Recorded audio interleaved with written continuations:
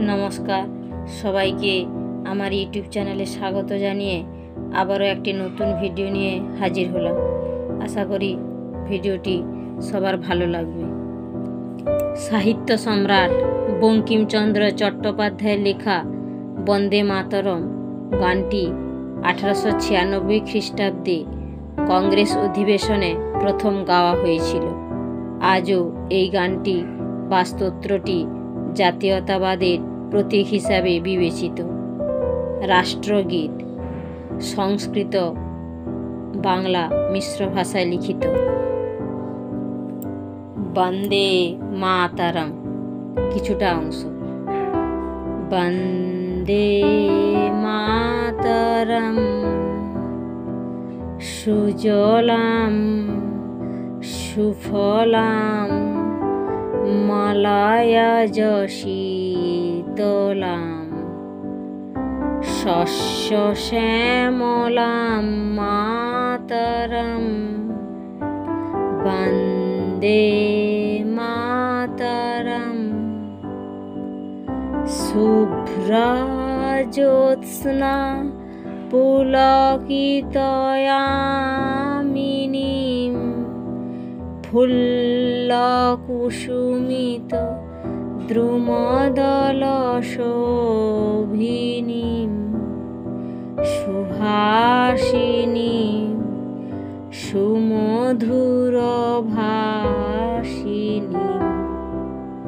সুখদাম বরদাম মাতরম বন্দে মাতরম। সহজ বাংলা অর্থ: হে ভারত মাতা, আমি তোমায় বন্দনা করি মা, আমি তোমায় প্রশংসা করি মা।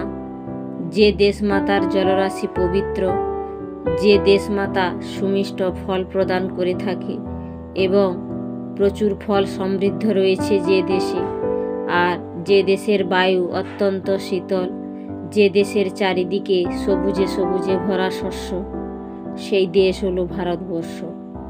এই ভারত মাতাকে আমি বন্দনা করি, শ্রদ্ধা জানাই। সাদা চাঁদের আলোয় যে দেশে সন্ধ্যা কিংবা রাত্রিকাল অত্যন্ত উজ্জ্বল হয়ে ওঠে, যে দেশে প্রস্ফুটিত ফুলের শোভায় বৃক্ষরাজি শোভিত হয়, যে দেশে স্বভাবতই সুন্দর হাসি বিরাজমান, যে দেশের মানুষ অত্যন্ত মিষ্টভাষী, যে দেশমাতা আমাদের সুখ প্রদান করে, বরদান করে অর্থাৎ আশীর্বাদ প্রদান করে, সেই দেশমাতাকে আমি বন্দনা করি, প্রশংসা করে থাকি। আমাদের দেশের সম্বন্ধে 15টি গুরুত্বপূর্ণ প্রশ্ন উত্তর।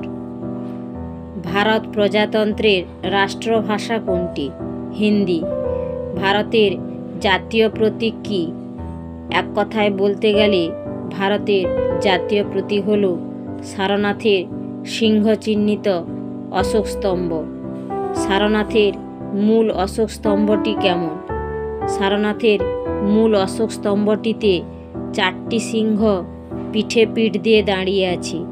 নিচের আধারটিতে হাতি, ছুটন্ত ঘোড়া, ষাঁড় ও সিংহের ছবি আছে এবং 4টি প্রাণীর ছবির মাঝে পদ্মের ওপর চক্র আছে। তবে ভারতের জাতীয় প্রতীকে গৃহীত ও দৃশ্যমান অংশটুকু হল 3টি সিংহ, নিচের আধারে কেন্দ্রস্থলে ধর্মচক্র ও তার দুপাশে ষাঁড় ও ঘোড়ার ছবি।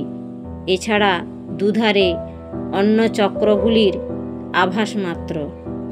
ঘণ্টাকৃতি পদ্মটি প্রতীকে অনুপস্থিত।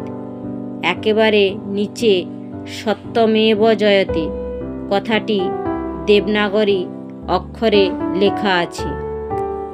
সারনাথের সিংহ চিহ্নিত অশোক স্তম্ভ কবে সরকারিভাবে ভারতের জাতীয় প্রতীক হিসাবে গৃহীত হয়? 1950 খ্রিস্টাব্দে 26শে জানুয়ারি ভারত প্রজাতন্ত্র হিসেবে ঘোষিত হওয়ার সময়ই সারনাথের সিংহ চিহ্নিত অশোক স্তম্ভ সরকারিভাবে ভারতের জাতীয় প্রতীক হিসেবে গৃহীত হয়। ভারতের জাতীয় ধ্বনি কী? জয় হিন্দ। ভারতের জাতীয় বাণী কী? কোথা থেকে এটি নেওয়া হয়েছে? সত্যমেব জয়তে। এই বাণীটি মান্ডুক্য উপনিষদ থেকে নেওয়া। সত্যমেব জয়তে কথার বাংলা অর্থ কী? কেবলমাত্র সত্যেরই জয় হয়। ভারতে প্রথম জাতীয় সঙ্গীত কোনটি? সাহিত্য সম্রাট বঙ্কিমচন্দ্র চট্টোপাধ্যায় রচিত প্রথম বন্দে মাতরম এই গানটি।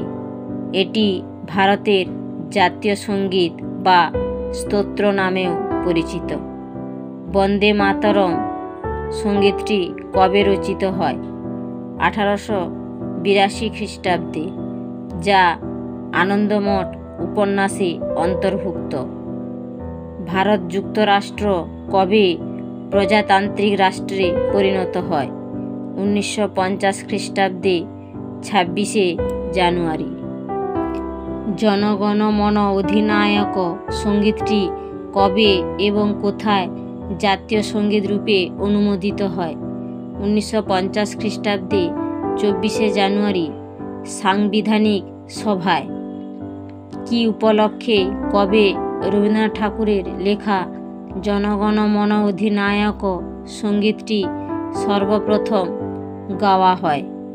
1911 খ্রিস্টাব্দে 27শে ডিসেম্বর কলকাতায় কংগ্রেস অধিবেশনে সর্বপ্রথম জনগণ মন অধিনায়ক সঙ্গীতটি গাওয়া হয়।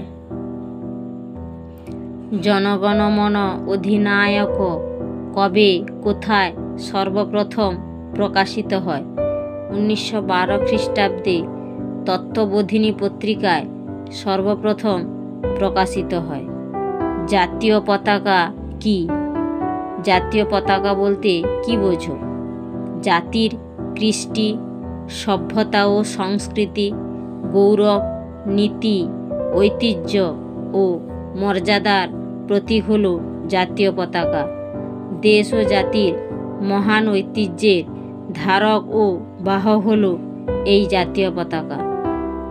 ভারতের জাতীয় পতাকার নকশাটি কবে কোথায় অনুমোদিত হয়? 1947 খ্রিস্টাব্দে 22শে জুলাই কেন্দ্রীয় সাংবিধানিক সভায় ভারতের জাতীয় পতাকার নকশাটি অনুমোদিত হয়। আজ এখানেই ভিডিওটি শেষ করলাম। ভালো লাগলে লাইক করবেন, কমেন্ট করবেন, আপনজনদের শেয়ার করে দিবেন। সবাই ভালো থাকুন, সুস্থ থাকুন। ভারত মাতার জয়গান করুন।